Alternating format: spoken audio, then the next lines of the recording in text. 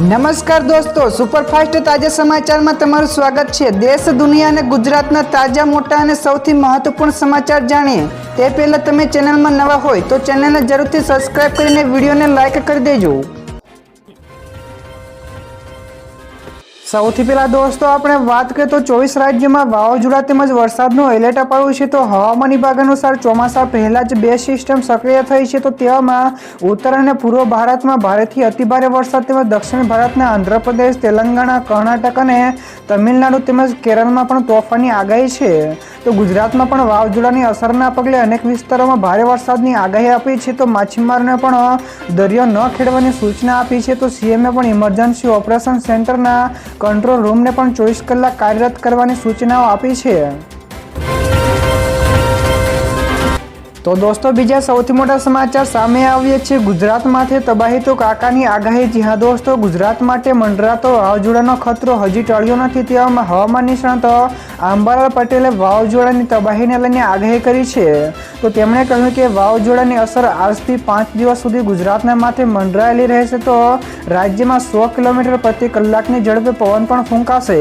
તો ભારેથી અતિભારે વરસાદની પણ શક્યતા દર્શાવી છે। તો દક્ષિણ ગુજરાત તેમજ સૌરાષ્ટ્રમાં પણ વરસાદની આગાહી છે। તો મધ્ય ગુજરાતમાં પણ ભારે પવન સાથે વરસાદ વરસશે। તો તારીખ 24 થી લઈને 26 સુધી આગાહી કરવામાં આવી છે। તો દોસ્તો ત્યાર પછી આગળ વધુ એક સૌથી મોટા સમાચાર, મિની વાવાઝોડાની માફક પવન ફૂંકાયો। જી હા દોસ્તો, ઈસ્ટ તેમજ સેન્ટ્રલ અરબ સાગરમાં સર્જાયેલી લો પ્રેશરના કારણે ગોંડલ તેમજ સૌરાષ્ટ્રમાં મિની વાવાઝોડાની માફક પવન ફૂંકાઈ રહ્યો છે। તો આ વાવાઝોડામાં અનેક વૃક્ષો પણ ધરાશાયી થઈ ગયા છે। તો આ ઉપરાંત માર્કેટિંગ યાર્ડમાં જણસી પણ પલળી ગઈ છે। તો ભારે વરસાદની આગાહીના પગલે રાજ્યના અનેક માર્કેટિંગ યાર્ડ તરફથી પણ ખેડૂતો તેમજ વેપારીઓને પણ પોતાની જણસી સલામત રીતે લાવવા તેમજ રાખવા માટે જણાવવામાં આવ્યું છે। તો માછીમારોને પણ દરિયો ન ખેડવાની ચેતવણી પણ આપવામાં આવી છે। તો દોસ્તો બીજા સૌથી અગત્યના સમાચાર સામે આવીએ છીએ। આઈટીસીના ચોખ્ખા નફામાં 395% વધારો થયો। જી હા દોસ્તો, વિવિધ ક્ષેત્રમાં વ્યવસાય કરતી દેશની અગ્રણી કંપની આઈટીસીએ તેના ગઈકાલના નાણાકીય પરિણામો જાહેર કર્યા છે। તો આઈટીસીએ અહેવાલ આપ્યો છે કે નાણાકીય વર્ષ 2024-25ના ચોથા ક્વાર્ટરમાં તેનો નફો ₹19,807 કરોડ હતો। તો દોસ્તો તમને જણાવી દઈએ કે નાણાકીય વર્ષ 2023-24ના ચોથા ક્વાર્ટરમાં કંપનીનો નફો ₹5,013 કરોડ હતો, જ્યારે આનો સીધો અર્થ એ થયો કે માર્ચ ક્વાર્ટરમાં કંપનીનો ચોખ્ખો નફો 395%થી વધુ વધ્યો છે। ત્યાર પછી દોસ્તો આગળ વધુ એક સૌથી અગત્યના સમાચાર, વાવાઝોડાને લઈને સીએમએ આપ્યા આદેશ। જી હા દોસ્તો, રાજ્ય ઉપર વાવાઝોડાનો તોળાતા ખતરા સામે સરકારે આગોતરી તૈયારીઓ શરૂ કરી દીધી છે। તો સીએમ ભૂપેન્દ્ર પટેલે જિલ્લા વહીવટી તંત્રને સતર્ક રહેવા માટેની સૂચના પણ આપી છે। તો 24 કલાક કંટ્રોલ રૂમ પણ કાર્યરત રાખવા તકેદારી સાથેના સલામતીના પગલાં લેવા દિશાનિર્દેશો આપ્યા છે। તો સ્ટેટ ઇમરજન્સી ઓપરેશન સેન્ટરના કંટ્રોલ રૂમને પણ 24 કલાક કાર્યરત રાખવાની સૂચના આપી છે। તો ખાસ કે ધોધમાર વરસાદની આગાહીના સાથે સુરત, તાપી, વલસાડ, ડાંગ, અમરેલી જિલ્લામાં યલો એલર્ટ પણ જાહેર કરાયું છે। ત્યારબાદના દોસ્તો આગળના બીજા સમાચાર સોના ચાંદીના ભાવ વિશે પણ મળ્યા છે। તો સોના અને ચાંદીના ભાવમાં ઉછાળો આવ્યો। જી હા દોસ્તો, ગઈકાલે સોના અને ચાંદીના ભાવમાં જોરદાર ઉછાળો જોવા મળ્યો હતો, જ્યારે 22 કેરેટ સોનાના ભાવમાં ₹450 તેમજ 24 કેરેટ સોનાના ભાવમાં ₹490 પ્રતિ 10 ગ્રામે વધારો થયો છે। તો ગઈકાલે 22 કેરેટ સોનું ₹89,750 તેમજ 24 કેરેટ સોનું ₹97,910 પ્રતિ 10 ગ્રામ પર પહોંચી ગયું છે। તો દેશમાં ચાંદી પણ ₹1,000ના વધારા સાથે ₹1,01,000 પ્રતિ કિલો ઉપર ટ્રેડ કરી રહી છે।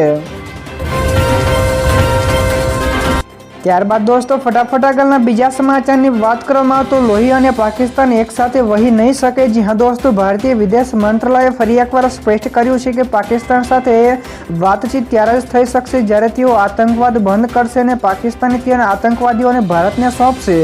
તો વિદેશ મંત્રાલયે કહ્યું છે કે સિંધુ જળ સંધિ સ્થગિત રહેશે તો પાકિસ્તાન સાથેના ફક્ત પીઓકે તેમજ આતંકવાદ ઉપર જ વાતચીત થશે। તો ભારત અને પાકિસ્તાનનો મુદ્દો દ્વિપક્ષીય છે। તો આમાં કોઈ પણ ત્રીજા પક્ષની દખલગીરી સ્વીકાર્ય નથી। તો પાણી તેમજ લોહી એકસાથે વહી શકતા નથી, તે જ રીતે વાતચીત અને આતંકવાદ એકસાથે ચાલી શકશે નહીં તેવું પણ જણાવ્યું છે।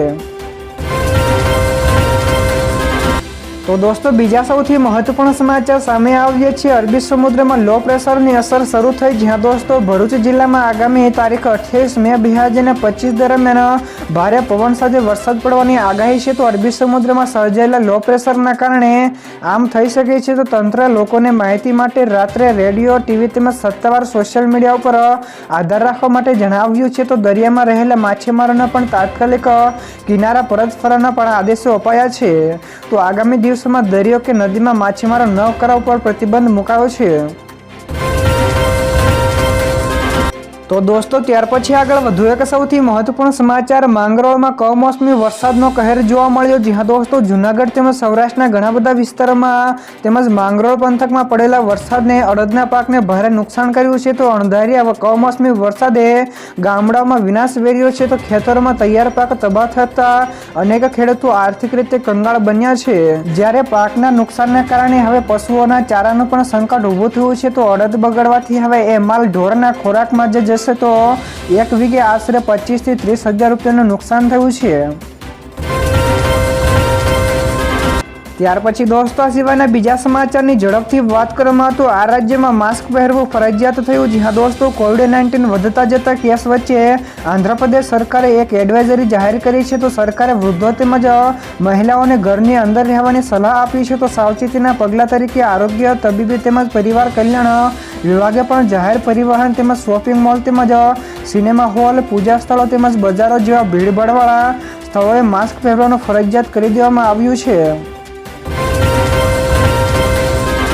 ત્યારબાદ દોસ્તો આગળના બીજા સમાચાર શેર માર્કેટ વિશે પણ મળ્યા છે. તો ભારતીય શેર બજારમાં મોટો કડાકો. જી હા દોસ્તો, ગઈકાલે ભારતીય શેર બજારમાં ભારે કડાકો જોવા મળ્યો. તો સેન્સેક્સમાં 644 પોઈન્ટ ઘટીને 80,951 અંક ઉપર બંધ થયો, જ્યારે નિફ્ટી 203 પોઈન્ટ ઘટીને 24,609 અંક ઉપર બંધ થયો હતો.